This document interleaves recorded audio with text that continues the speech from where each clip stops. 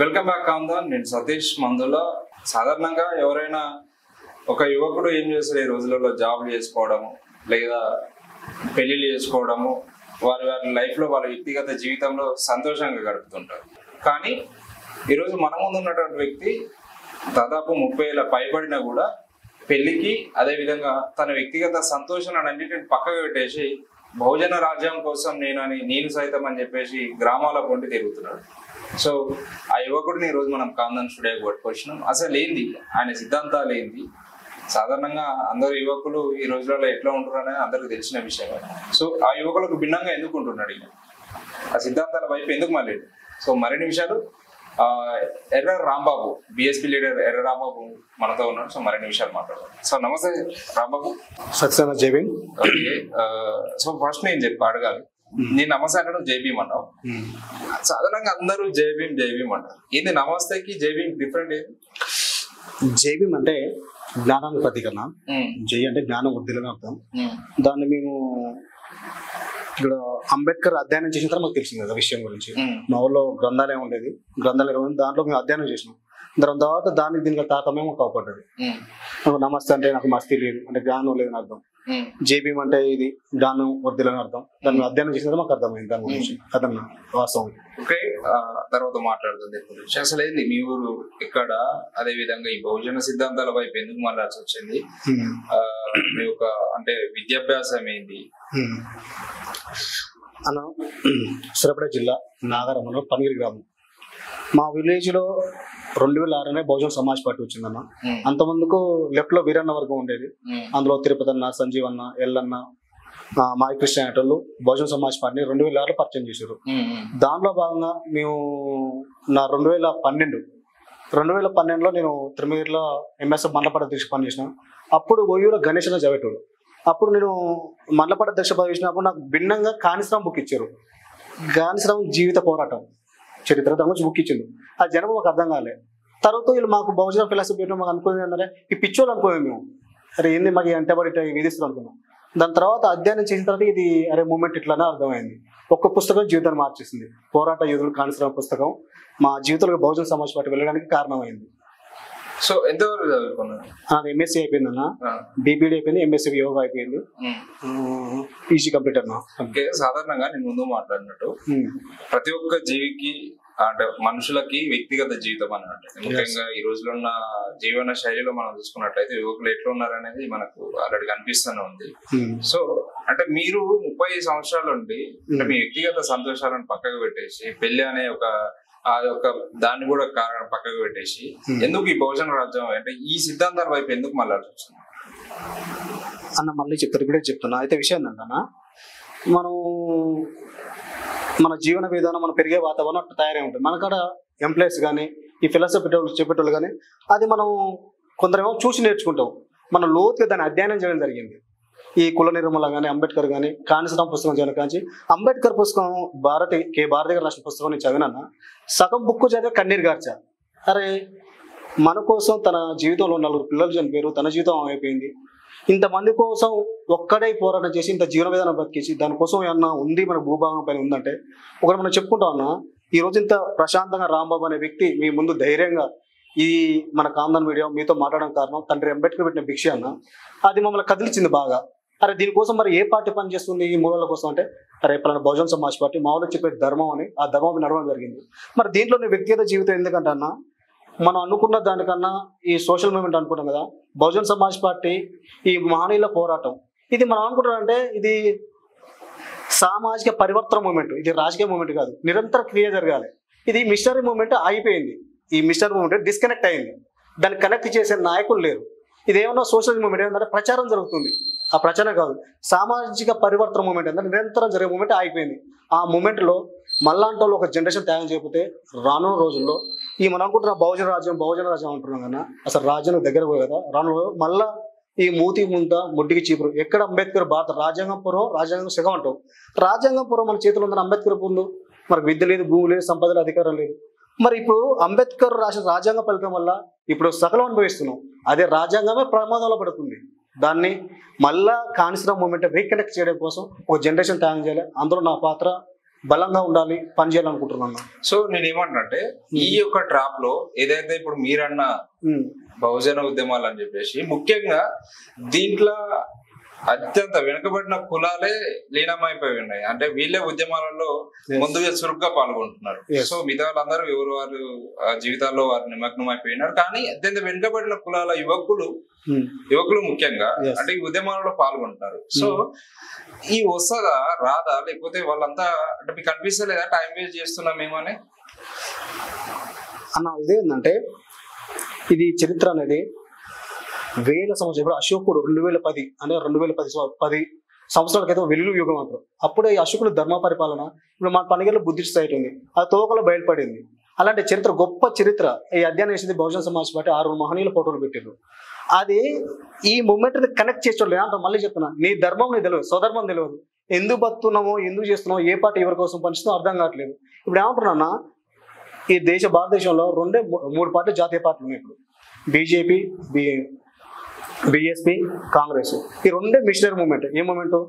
ఇదేమో బిఎస్పీ ఏమో బహుజన ఫిలాసఫీ, అదే బీజేపీ అయితే ఏమో ఈ భారతదేశ వ్యవస్థలన్నీ ఇది బ్రాహ్మణ వ్యవస్థ చేతుందని వాళ్ళ పోరాటం జరుగుతుంది. ఈ ఫిలాసఫీ మూమెంట్ ఏమో బిఎస్పీ ఏమో ఇక్కడ ఎస్సీ ఎస్టీ బీసీ మైనార్టీలో రాజ్యం వైపు తీసుకోవడం కోసం ఈ మూమెంట్ కోసం పనిచేస్తుంది. మరి రాదు అన్నది కాదు అన్నది ఎక్కడ అశోకుడి కాలంలో వెలుగు అంటే అక్కడ కాన్సన్ సార్ చేసి చూపించింది ప్రాక్టికల్. ఏ ధర్మం కోసం పనిచేసిండో తన ఉద్యోగంలో పెట్టి అది కాదు అనేది అయింది. ఇప్పుడు నేను అనేది ఏంటన్నా, మన దాంట్లో కూడా బహుజన సమాజ్ పార్టీ మాయావతి రాంగ్ డైరెక్షన్లో ఉన్నది, అరే బహుజన సమాజ్ పార్టీ రాజ్యం రాదని మన మైండ్లలో గుచ్చి నింపుతున్నారు. అది వాస్తవం కూడా. బహుజన సమాజ్ పార్టీకి వచ్చి సామాజిక పరివర్తన మూమెంట్లో పనిచేసిన నాయకులు లేరు. అసలు ఆ మూమెంట్ పట్టుకుంటే కదా నీకు అర్థమయ్యేది. ఓకే, అంటే ఇప్పుడు మీరు కాశీరామ్ గారు ప్రస్తావన తీసుకొచ్చారు. కాశీరామ్ గారు యూపీలో ఆయన ఒక మిషనరీ వర్క్ చేసినాడు. సో ఆయన వ్యక్తిగతం జీవితం చూసుకుంటూ అయితే కుటుంబానికి దూరంగా ఉంటూ ఒక సైకిల్ పైన చేస్తూ జనాన్ని చైతన్యం చేసినాడు. సో అలాంటిది తెలంగాణ రాష్ట్రంలో చేస్తున్నారా మీ పార్టీ వాళ్ళు? అయితే అన్న విషయం ఏంటంటే, మనం Bahujan Samaj party BJP party 2 ధర్మాలు మళ్ళీ చెప్తున్నా. ఇప్పుడు లెఫ్ట్ ఉద్యమాలు ఉన్నాయి, ఎంఎల్ ఉద్యమాలు అంటూ, నక్సలైట్ ఉద్యమాలు అంటూ, వాళ్ళు నిరంతరం గ్రామాల్లోకి వెళ్ళి కార్మికుల సమస్యల గురించి కానీ ఇంకేమన్నా ఫీజు రిమూవ్మెంట్స్ గురించి రాస్తారోకలు వేస్తారు, కలెక్టర్ ముట్టడి చేస్తారు, అన్ని ముట్టలు చేస్తారు. కానీ వాళ్ళు పవర్లోకి రాలేకపోయారు. ఈ బీఎస్పీ కూడా మిషనరీ మూవ్మెంట్ అన్న. మీ ధర్నాలు రాస్తారోకలు ఏం చెయ్యం. మిషనరీ మూవ్మెంట్ అంటే ప్రతి మనిషి ఇప్పుడు మనిషి కనెక్ట్ చేసుకుంటా ఈ మూవ్మెంట్ చెప్పుకుంటూ వెళ్ళడమే. ఇప్పుడు ఏంటంటే భారత రాజ్యాంగం లోపలి ఉంటాం అంటే మేము ఎప్పుడు రోడ్లు రాస్తారోకలు కలెక్టర్ ముట్టడిస్తే రాజ్యాంగాన్ని ఉల్లంఘించినట్టే కదా. రాజ్యాంగాన్ని ఉల్లంఘించమని బహుజన సమాజ్ పార్టీ అసలు చేయదు. మేము చేసేది మిషనరీ మూమెంట్. ఈ మనుషులకు మన తాత్విక జ్ఞానం, మనం బహుజన సమాజ్ పార్టీలో పూలే నుంచి కాన్సర్ వరకు బొమ్మలు ఉంటాయి. ఆ బొమ్మలు ఇక్కడ ఉన్న అస్పృశ్యత పైన, ఈ అణగారిన వర్గాల పైన మనకు వెలుగు నింపడం కోసం పనిచేసే ఫోటోలు, ఆ మహనీయుల ఫోటోలు. ఇప్పుడు చెప్తున్నా, ఆ మూమెంట్ ఈ జనాల్లోకి వెళ్ళకపోవడం వల్లనే మైనస్ జరిగింది. ఆ మూమెంట్ రివ్యూ చేసి కనెక్ట్ చేయడం కోసమే మా ప్రయత్నం. సో అంటే నేను ఏమంటున్నా అంటే తెలంగాణ రాష్ట్రం అనేది ఇప్పుడు మనకు కాశ్మీర్ ఉంది. కాశ్మీర్ పోతే చాలా ఎక్కువ పెడితే స్వెటర్లు వేసుకుంటారు. సో తెలంగాణలో కూడా రాజకీయాలు చాలా భిన్నంగా ఉంటాయి. నిత్యం పోరాటాలు, అలాంటి కల్చర్ ఇక్కడ తెలంగాణలో కనిపిస్తుంటది మనకి. సో మీరు వచ్చి మేము ఎలాంటి ఉద్యమాలు అంటే మేము ఈ తెలంగాణ ప్రజలకు అనుగుణంగా చెయ్యం, మేము అలాంటిది అది విరుద్ధంగా అవుతుంది అని చెప్పేసి మీరు అంటున్నారు. ఓకే, చట్టబద్ధంగా విరుద్ధం అయినప్పటికీ సో తెలంగాణ ప్రజలు మీ పార్టీని అంటే ప్రధానంగా ఇప్పుడు వీళ్ళకి అనుగుణంగా తెలంగాణ ప్రజలకు అనుగుణంగా లేరు అని చెప్పేసి మీ పార్టీని ఓన్ చేసుకోవట్లేరు అని చెప్పేసి వినిపిస్తున్నట్టు అనమాట. అయితే ఇక్కడ 1995లో ఇక్కడ కాన్స్టిట్యూషన్ సార్ వచ్చిపోయారు. ఇక్కడ మనం ఏ మూవ్మెంట్ చేసినా ఇప్పుడు తెలంగాణలో జరిగే ప్రతి మూవ్మెంట్ అన్న ఈ అప్పర్ క్యాస్ట్ మూవ్మెంట్ ఫార్మల్ ఫాస్ అనేది. ఇప్పుడు ఏమంటున్నా, ఏ మూవ్మెంట్ కూడా మనం ఏమనుకుంటున్నాం, తల్లుల పేరుతో మోసం జరిగింది. భారత మాత పేరుతో స్వతంత్ర ఉద్యమంలో పోరాటం చేసింది మేమే. ఇక్కడ ఉమ్మడి ఆంధ్రప్రదేశ్లో తెలుగు తల్లి అని పోరాటం జరిగి అక్కడ మేము పోరాటం చేసింది మేమే. తెలంగాణ తల్లి అని బాబు అని పోరాటం చేసింది మేమే. ఏ మూవ్మెంట్ కూడా అప్పర్ క్యాస్ట్ చిత్రం ఉన్న మూవ్మెంట్లో ఫార్ములా సక్సెస్ గానే తండ్రి కాన్సరామ్ గారు తెలంగాణకు ఇక్కడ తెలంగాణ ఉమ్మడి ఆంధ్రప్రదేశ్ ఉన్నప్పుడు వచ్చింది. ఆ ఫార్ములా మన లోయర్ కాస్ట్ ఉన్న ఫార్ములా, ఇక్కడ అగ్రవర్ణాల చేతులు ఉన్న ఫార్ములా మాత్రమే పాస్ అయి ఉన్నాయి. ఇక్కడ మన మూమెంట్ చెప్పేటోడు ఈ మైండ్లని మనకి కావు. ఈ మైండ్లు మనకి కావంటే ఇప్పుడు 1000 సంవత్సరాలుగా ఇక్కడ మన చేతిలో మన మైండ్లలో మను అనే జ్ఞానం నింపిబడి పులిబడి ఉన్నది. దాన్ని ఒకేసారి రివ్యూ చేంజ్ కావాలంటే కొంచెం సామాజిక పరివర్తన కొద్దిగా టైం పడుతుంది అన్న.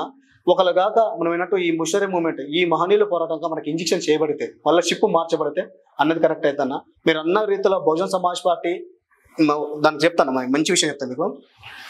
బహుజన్ సమాజ్ పార్టీ పుట్ట ముందుకు, బహుజన్ సమాజ్ పార్టీ తండ్రి కాన్సీరామ్ గారు జెండా తీసుకురాక ముందుకు ఇక్కడ అంబేద్కర్ కానీ భారత రాజ్యాంగం కానీ ఏ పార్టీ అయినా ముట్టుకున్నదా? ఏ పార్టీ? ఒక్క పార్టీ. అప్పుడున్న పార్టీలు భారతదేశం 2900 పైచిలకు పార్టీ రిజిస్ట్రేషన్ ఉన్నాయి. ఇప్పుడు మా కళ్ళ ముందు పార్టీలు బహుజన్ సమాజ్ పార్టీ అంబేద్కర్ మహనీయుల పోరాటం చెప్పే ముందు అంబేద్కర్ ఏ పార్టీ అన్నా పట్టుకొని తిరిగిందా? భారత రాజ్యాంగాన్ని పట్టుకొని తిరిగిందా? ఇప్పుడు అంబేద్కర్ ను భారత రాజ్యాంగం పట్టుకోవడానికి గల కారణం ఏంది? బహుజన్ సమాజ్ పార్టీ సామాజిక పరివర్తన ఉద్యమమే ఈ రోజు మనం మాట్లాడుతున్నాం. అది 100% రైట్, అదే ట్రూ.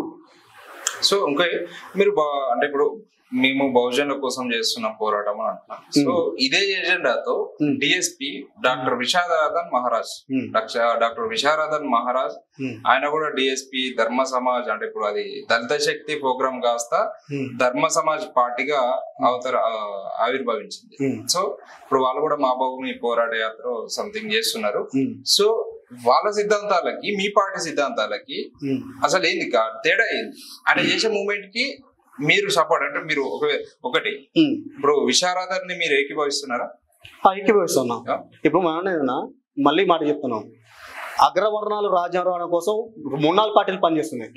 తండ్రి కాన్సీరామ్ పెట్టిన బహుజన్ సమాజ్ పార్టీ, దాని నుంచే తండ్రి కాన్సీరామ్ మూవ్మెంట్ రన్ చేస్తాను, విశారదన్ పనిచేస్తున్నాం. మేము ఏకీభవిస్తున్నాం. మా కోసం 2 పార్టీలు పనిచేస్తే తప్పేముంది? విశారదన్ తప్పనట్టు. నేను ఏమంటే ఇప్పుడు ఆయన ఏకీభవించినప్పుడు అంటే బిఎస్పి డిఎస్పి ఏంది తేడా ఏంది?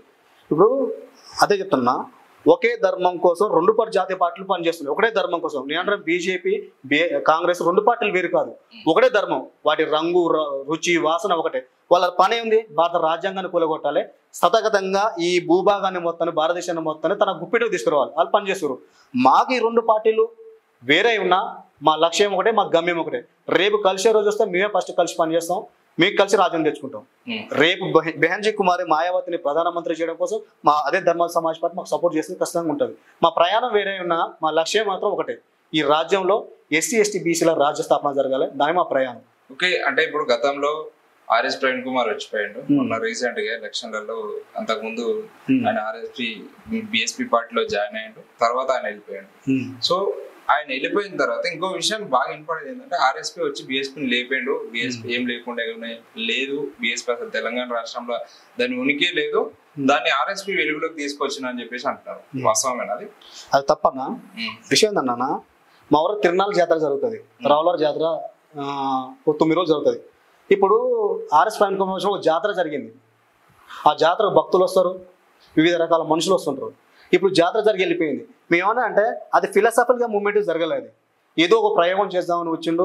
తనంతలో తాను ఏదో బహుజన్ సమాజ్ పార్టీ మూలాలు తెలిసి వచ్చినో తెలియకొచ్చినో తెలియదు. మూలాలు తెలిసే ఉంటుంది, ఎందుకంటే ఐపీఎస్ ఆఫీసర్ తెలిసి. కానీ ఆయన వచ్చిన తర్వాత ఇక్కడ మేడం గారు కూడా, మాయావతి గారు తల్లి మాయావతి గారు కూడా మంచి ఫ్రీడమ్ ఇచ్చింది. ఆ ఫ్రీడమ్ ఇవ్వాలన్నా ఉద్యమాలు చేసిండు. బహుజన్ సమాజ్ పార్టీ భిన్నంగా అవకాశం వచ్చింది ఆయనకు. దాన్ని ఆ డైరెక్షన్లో పనిచేయకుండా మేము అప్పుడు కూడా చెప్పాం ప్రవీణ్ అన్నకు, ఇక్కడ జరగాల్సింది ప్రచారం కాదు, జరగాల్సింది ఇక్కడ బూత్ స్థాయిలో నిర్మాణం జరగాలి. నిర్మాణం తీసుకెళ్ళకుండా ఒక జాతర అయిపోయింది. మళ్ళీ యథావిధిగా మిషనరీ మూవ్మెంట్ స్టార్ట్ అవుతుంది. ఆ ప్రణాళిక రాసుకున్నాం. ప్రతి నెల మాకు 2 times ఈసీ మీటింగ్ జరుగుతుంది. జనాలకు మాలాంటి నాయకులు వెళ్తున్నాం అన్న. అది రాంగ్.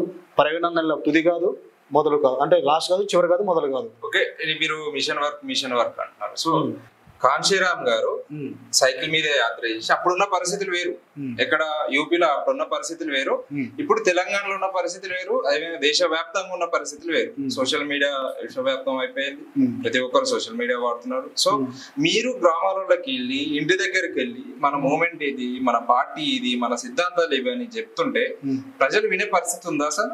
అసలు అన్న నాకు చాలా బాధ కలిగిందన్న. ఈ మధ్యలో విస్తృతంగా కోదాడ హుజూర్ సూర్యాపేట తిరిగినా. అయితే ఈ జనాలకు చాలా బిజీ అయిపోయారు అన్న జీవితంలో. అయితే ధర్మం తెలియదు. ఫస్ట్ మన జీవన విధానం మన ఈ ధర్మం తెలియదు. ఏ ధర్మం తెలియదు? వివిధ పార్టీలకు కనెక్ట్ అయి ఉన్నారు. ఒకరు బీఆర్ఎస్ కు, కాంగ్రెస్, బీజేపీ కనెక్ట్ అయ్యారు. సార్ మీరు కనెక్ట్ అయి ఉంటే తప్పే, కానీ కనీసం స్పృహ లేకుండా ఉన్నది. నేను అంటున్నా ఈ మిషనరీ మూవ్మెంట్ అంటున్నాను కదా, అసలు మిషనరీ మూవ్మెంట్ జనాలకే పోలే అన్న. ఇప్పుడు అంటున్నాను కదా, 100,000 కుల సంఘాలు ఉన్నాయి, 100,000 పార్టీలు ఉన్నాయి. అంబేద్కర్ పేరుతో కుల సంఘాలు, పూలే పేరుతో కుల సంఘాలు ఉన్నాయి. ఏ పార్టీ ఏ నాయకుడు కూడా మీడియాల ముందు మాట్లాడుతుండ్రు, పేపర్లో ప్రెస్ మీట్లు ఇస్తారు, కానీ ఈ ధర్మాన్ని చెప్తుంటే గ్రామాల్లో పోయే నాయకులు లేడు.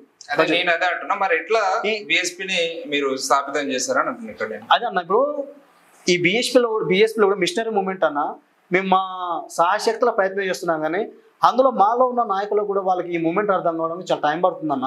అందులో ఏంటంటే ఇంత ముందుకు కనెక్ట్ అయి ఉంటే బాగుండేది. మీది మాతోనే స్టార్ట్ అయింది అనిపిస్తుంది. ఇంత ముందుకి ఈ మిషనరీ మూమెంట్ జరిగి ఉంటే ఖచ్చితంగా ఫార్ములా సక్సెస్ అయి ఉండేది. ఈ మిషనరీ మూమెంట్ మళ్ళీ నెమ్మది జనాల్లోకి పోతుందన్న. నిజంగా మన మైండ్లలో ఈ మూమెంట్ కాక పూలే నుంచి ఇక్కడ కాన్సరం దాకా నిజంగా కూడా ఈ మైండ్లలో మనం అనుకున్న రీతిలో సబ్జెక్ట్ లేదన్న. నిజం చెప్తాను కదా, అది కాకుంటే రాజ్యం పట్టుడు ఈజీ. అది ఎక్కియడం కోసమే కొంచెం కొంచెం ప్రయాణం జరుగుతుంది. ఒక 30% కూడా ఈ ఫార్ములా ఇంకా జనాల్లోకి పోలే అన్న. ఓన్లీ ప్రచారమే జరిగింది. ఇక్కడ మనోళ్ళు ఇక్కడ 192% ఉన్న జనాలు కూడా ఇక్కడ ఎస్ఎస్టీ బీసీలు కూడా అగ్రవర్ణాల పార్టీలకే లింకప్ అయి ఉన్నారు. అంటే ఎందుకంటే మనం ఈ ధర్మాన్ని చెప్తుంది మన మనిషి వస్తువును అని మనం చెప్పినా కూడా మనం రిసీవ్ చేసిన పరిస్థితులు లేరు. వీళ్ళు పిచ్చోళ్ళు అనుకుంటున్నారు, అరే ఇది సమాజం ఇట్లుంది అనుకుంటారు. వాళ్ళకి అలాంటి సమాజాన్ని మార్చడం కొంచెం టైం పడుతుందన్న. అయినా ఈ మూమెంట్ కొనసాగకపోతే మళ్ళీ మనం ప్రమాదాలు పడే అవకాశం ఉంది. అది మాత్రం. సో నేను ఏమంటున్నా అంటే మరి అదే నేను ఇప్పుడున్న సొసైటీ మొత్తం సోషల్ మీడియాకి చాలా ఘోరంగా అడిక్ట్ అయిపోయింది. సోషల్ మీడియా చిన్న పిల్లలు కూడా సోషల్ మీడియాలో ఉంటారు. మనం చూసిన కొన్ని సంఘటనలు చూస్తే చిన్న పిల్లలు కూడా మర్డర్లు చేసే స్థాయికి వెళ్ళారు. అది సోషల్ మీడియా ఎఫెక్ట్ అని అంటున్నారు. మరి బిఎస్పీ పార్టీ సోషల్ మీడియాకి మరి ఈ విలేజ్లకు వెళ్లకుండా డోర్ టు డోర్ వెళ్లకుండా సోషల్ మీడియాలోనే చేయొచ్చు కదా మరి అన్న. డోర్ టు డోర్ ఎందుకు చెప్తాను, డోర్ టు డోర్ వెళ్తున్నాం కానీ తక్కువ మంది సైన్యం ఉంది. నేను అదే అంటున్నా, సోషల్ మీడియాలో చేయొచ్చు అని. ఇప్పుడు విషయం ఏంటంటే సోషల్ మీడియా మొత్తం ఎవరి చేతిలో ఉన్నాయన్న. ఇప్పుడు మీలాంటి ఛానల్ కొనిపెట్టండి. ఇప్పుడు ఈ మధ్య కాలంలో సోషల్ మీడియాలో ఎక్కువ మాట్లాడుతున్నాయి. కుల సంఘాలు కానీ, భోజన సంఘాలు కానీ, అంబేద్కర్ గురించి, బుద్ధుడి గురించి కానీ ఇప్పుడు మీడియా మాట్లాడుతుంది. ఈ మీడియా మొత్తం అగ్రవర్ణాల చేతిలో ఉంది, మనీ మొత్తం వాళ్ళ చేతిలో ఉంది. ఇప్పుడు ఇప్పుడు ఎక్కడ చూడు, ఏ మీడియా చూడు, ఏ పేపర్ చూడు, ఈయన ఆనందిట్టుడు ఆ పార్టీ అని, ఈ కాంగ్రెస్ అయినా బీఆర్ఎస్ అని తిట్టు, బీఆర్ఎస్ అయినా కాంగ్రెస్ అని తిట్టుడు, మళ్ళీ వీళ్ళు ఇద్దరు కలిసి బీజేపీ అని తిట్టుడు. ఈ ఎక్కడున్న ఏ పేపర్లో కూడా మాలాంటి మూమెంట్ జరిగేది ఎందుకు మూమెంట్ చేయట్లేదు? మా మూమెంట్ జరుగుతుంది. మా మూమెంట్ చూపెట్టే మీడియా లేదు మాకోసం పనిచేసే పత్రికలు లేవు కదా. ఇలా మీలాంటి యూట్యూబ్ ఛానల్ కొనుక్కొని సామాజిక ఉద్యమంతో యూట్యూబ్ ఛానల్ మాలాంటి వాళ్ళు పిలిచి మాకు అవకాశాలు ఇచ్చారు. మమ్మల్ని తెర మీద చూపించే నాయకత్వం ఎక్కడిది, మీడియా ఎక్కడిది మాకు? ఇప్పుడు ఒక్క ప్రభుత్వాన్ని పడగొడతానికి 100 యూట్యూబ్ ఛానల్ ఓపెన్ చేసుకోరు. 100 యూట్యూబ్ ఛానల్ అన్ని వాళ్ళ ప్రభుత్వ పథకాలే. సో నేనేమంటున్నా మీరు అలాంటి ప్రయత్నాలు చేయొచ్చు కదా, బిఎస్పీ ఎందుకు చేయట్లేదు మరి అంటున్నాను. ఇప్పుడు ఈ సోషల్ మీడియా ప్రచారం వల్ల ఒరిగేది ఏం లేదన్న. ఎందుకంటే ఈ మన మైండ్లోకి ఈ భావజాలం ఎక్కడంటే సోషల్ మీడియా ప్రచారం ఏం జరుగుతుందన్న, 2 నిమిషాలు వింటాడు లేకపోతే బంద్ చేసిపోతాడు.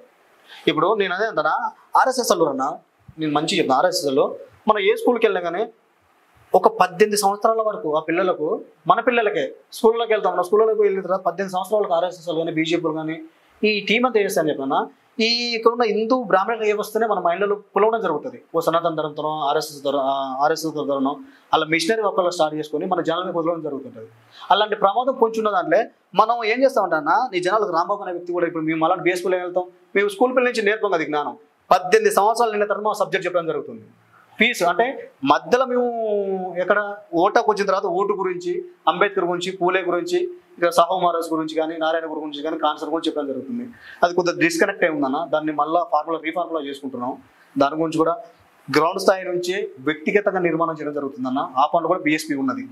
అప్పటికిప్పటికీ మార్పు ఏంటంటే మాకు మేము ఉన్న నాయకులు ఆత్మ పరిశీలన చేసుకోవడం కానీ, మాకు మీటింగ్లు జరగడం కానీ, మేడం ఇచ్చే సజెషన్స్ కానీ కొన్ని మార్పులు చేసుకోవడం జరిగింది. ప్రధానంగా బాగా వినిపిస్తున్న మాట ఏంటంటే ఇది చాలా మంది మనసులలో ఉంటాయి. సో బిఎస్పీ పార్టీ మీడియాను దగ్గర రానియదు. సో ఎందుకు?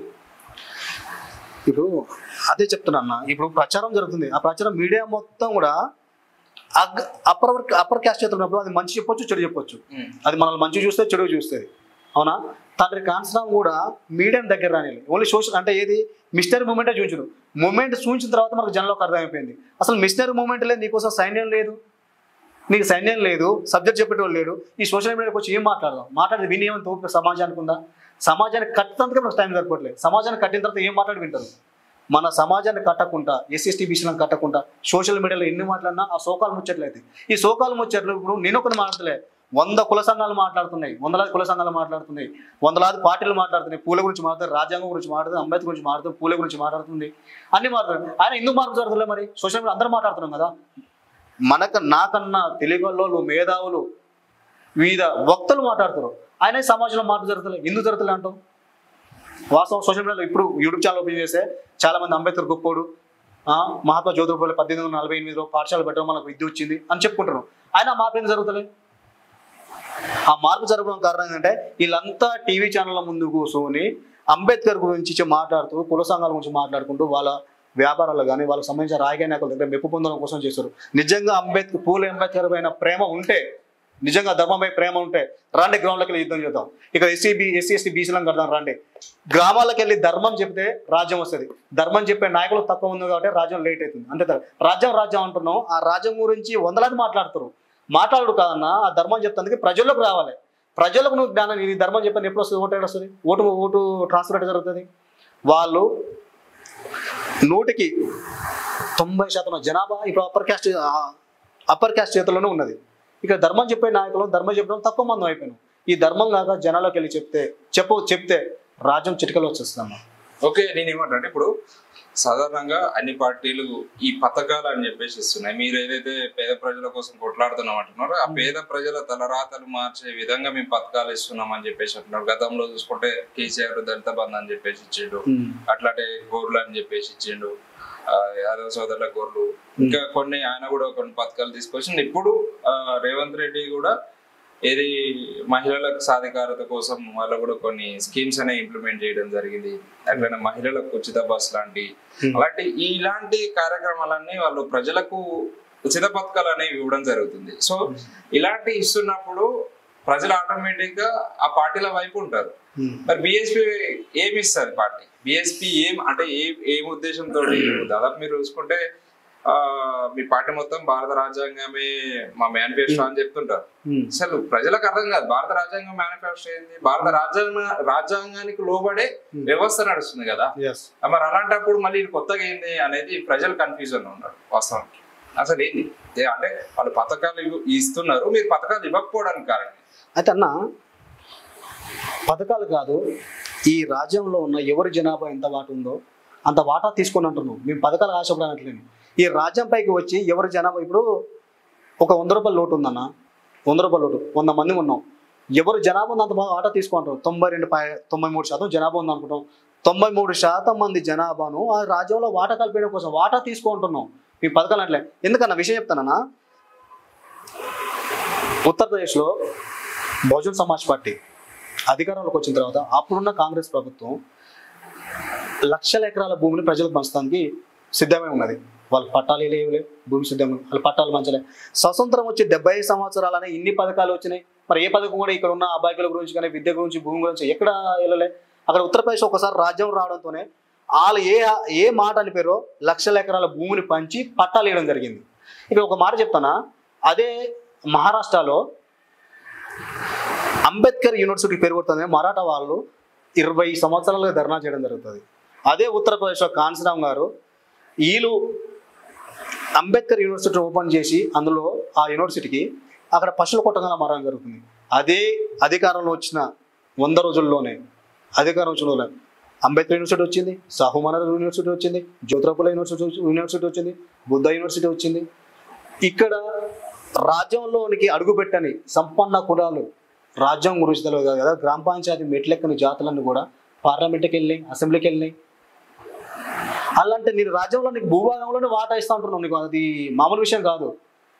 స్వతంత్రం వచ్చి 70 సంవత్సరాలైనా ఈ ప్రభుత్వాలు పరిపాలించినా మాకు ఇంకా విద్య అందట్లేదు, ఊళ్ళకు విద్య లేదు, కూడు లేదు, భూమి లేదు, సంపద లేదు, నిరుద్యోగ తట్టనే ఉంది. ఇవన్నీ గల కారణం ఏంది? వీళ్ళు పరిపాలిస్తారు కదా.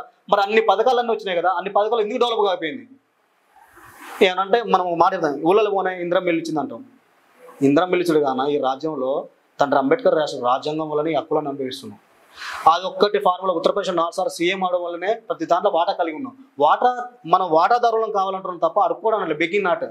మీరు ఏదో పథకాలు ఇస్తే ఈరోజు తాత్కాలిక ఆనందాలు కాదు. ఈ రాజ్యంలో నిన్ను కూర్చోబెట్టిన తర్వాత నీకు ఏం చేయాలో తెలియదా? నీ కులం గురించి. రాజ్యంలో వాటా రానని రోజులు వాటా మన ప్రాతినిధ్యం లేని రోజు మనం ఫెయిల్ అవుతుంటాం అన్న. బిఎస్పీ ఎవరి జనాభా ఎంతో మరి వాటా తీసుకుంటున్నాం. అది ఫార్ములా. ఎస్సీ ఎస్టీ బీసీలో 93% ఉన్న జనాభాను ఎవరి జనాభా ఎంతో మరి వాటా. ఈ రాజ్యంలో అందరూ భూభాగం ఉంది. ఇప్పుడు లక్షల కోట్ల రూపాయల బడ్జెట్ వచ్చింది. ఆ బడ్జెట్ కింద వీళ్ళంతా బాధ్యులే కదా. మరి 3% ఉన్న పీపుల్స్ 93% పీపుల్స్ జనాభా ఈ డబ్బును కానీ భూమిని కానీ సంపాదించుకొని అది అనుభవిస్తారు. మరి ఎక్కడ ధర్మం? అది నిజమైన ధర్మమేనా? అదే కాంగ్రెస్ పార్టీ ఇప్పుడు మళ్ళీ ఎక్కువ మాట్లాడుతుంది అనుకోదు. మన 42% రిజర్వేషన్ బీసీలకు ఇస్తారు. ఏ లెక్క ప్రకారం బీసీలకు రిజర్వేషన్ ఇస్తారు అన్న? అది ఎట్ట ధర్మం? ఇప్పుడు 56% బీసీలు 2014 సమగ్ర కుటుంబ సర్వే ద్వారా కేసీఆర్ చూపించిండు. మరి దాని ప్రకారం 50% ఇవ్వాలి కదా వాటా.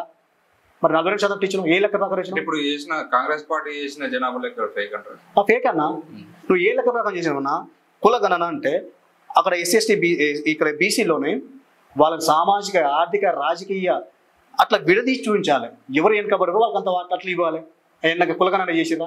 చేయకుండా 42% ఎలా ఇచ్చారు? ఇప్పుడు బీజేపీ ప్రభుత్వం దాని మీద గగోలు పెడుతుంది.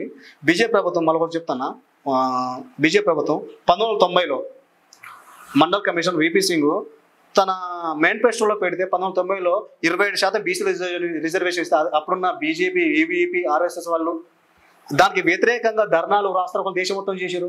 విపి సింగ్ ప్రధానమంత్రి పోస్ట్ పోయింది. ఏ పార్టీలు కూడా ఇప్పుడు బీజేపీ, కాంగ్రెస్ ఉన్న పార్టీలు ఏ పార్టీలు కూడా మనవాద పార్టీ మన పార్టీలు కావాలి. మన కోసం, ధర్మం కోసం పనిచేసే పార్టీ కాబట్టి బహుజన్ సమాజ్ పార్టీ 193% ఉన్న జనాభాల కోసం పనిచేసే పార్టీ. అది 100%. అది జనాల్లోకి మాయావతి గారు బీజేపీ కోవర్ 2 అంటారు. అది తప్పన్నా. బహుజన్ సమాజ్ పార్టీ జాతీయ హోదా కొలగొడటానికి వాళ్ళకి వ్యతిరేకంగా ఒక పార్టీ కూడా బతుకొద్దని ఈ బహుజన్ సమాజ్ పార్టీ నిరంతరం పులుగుతున్నారు అన్న. ఈ రాజ్యం 100% బహుజన్ సమాజ్ పార్టీ 192% ఉన్న ప్రజలకు అధికారాన్ని ఇస్తుంది, సంపాదిస్తుంది. అది ఖచ్చితంగా రాజ్యం పాడతాం. ఒక విషయం ఏంటంటే దాదాపు మీరు అన్నట్టు వందలాది సంఘాలు కూడా పనిచేస్తున్నాయని చెప్పేసి అంటున్నారు. నిజమే, అది తెలంగాణ రాష్ట్రంలో వందలాది సంఘాలు కూడా ఉన్నాయి, దళిత బహుజన సంఘాలు అని చెప్పుకోవాలి. ఆ సంఘాలకి ఈ బిఎస్పికి తేడా అయింది అసలు? ఇది తేడా అయిందన్న. వందలాది సంఘాలు ఏ కులాల పేరుతో ఏర్పడివా కులాన్ని చైతన్యం చేయకుండా, ఆ కులాన్ని రాజ్యం వైపు మళ్లించకుండా వాళ్ళ స్వార్థాల కోసం ఏర్పడేసుకున్నట్టే ఉన్నాయి. నేను చెప్పింది కాదు, ఎప్పుడు కాదు తండ్రి కాన్సరం చెప్పింది. ఈ కుల సంఘాలన్నీ బానిస సంఘాలే. ఈ సంఘాలు బానిస సంఘాలు ఎందుకంటున్నా, ఈ కుల సంఘాలన్నీ తన ఆ ఉన్న లీడరు తన ఆర్థిక, రాజకీయ కోణాలను తన అభివృద్ధి కోసం వాడుకుంటున్నాడు. ఈ కుల సంఘాలని కట్టుకొని రాజ్యం వైపు మళ్లించే సంఘం ఒక్క సంఘం కూడా లేదు. అది వాస్తవం అన్న. మీరు ఎన్ని సంఘాలు ఇప్పుడు కుల సంఘాలతోనే ఆ సంఘాన్ని ఈ సంఘాన్ని డామినేట్ చేసుకుంటా ఆ కుల సంఘాలన్నీ అగ్రవర్ణాల కిందకి తాకట్టు పెడతానికి ఏర్పడే సంఘాలు.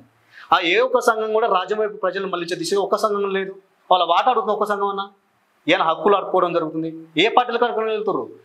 అడుక్కోవడం కాదు నాన్న, అధికారం కోసం తీసుకెళ్లే సంఘాలు ఒక్కట్లేవు. అడుక్కుంటారు. అడుక్కోవడం కాదు మనం కావాల్సిన, అధికారం కోసం పోరాడుతున్న సంఘాలు కావాలి. అలాంటి సంఘాలు ఇప్పుడున్న సంఘాలన్నీ కుల సంఘాలన్నీ బానిస సంఘాలను మిగిలిపోయినాయి. ఓకే, నేనేమంటున్నాంటే ఇప్పుడు ఎవరికైనా కూడా సర్వే అవ్వడానికి, ఒక మనిషి సర్వే అవ్వడానికి మనీ అనేది కంపల్సరీ నీడ్. సో మీరు సర్వే అవ్వడానికి ఆల్రెడీ ఇప్పుడు దాదాపు బిఎస్పీ పార్టీ అంటే సాధారణంగా అందరూ పైసలు లేని పార్టీ అని అంటున్నారు. మరి వాస్తవానికి పైసలు లేని పార్టీనా బిఎస్పీ? అది తప్పన్నా. అదే చెప్తున్నా కదా, బిఎస్పీ 2 రకాల ప్రచారం జరుగుతుంది. ఒకటి బిఎస్పీతోని రాజ్యం రాదు, మాయావతి రాంగ్ డైరెక్షన్ ఉంది. అసలు మాయావతి యొక్క త్యాగం గొప్పది. ఇలాంటి సమకాలీన రాజకీయాల్లో మాయావతి లాంటి మేడం లేకపోతే ఇంకా మనమే దాడులు జరుగుతూనే ఉంటాయి.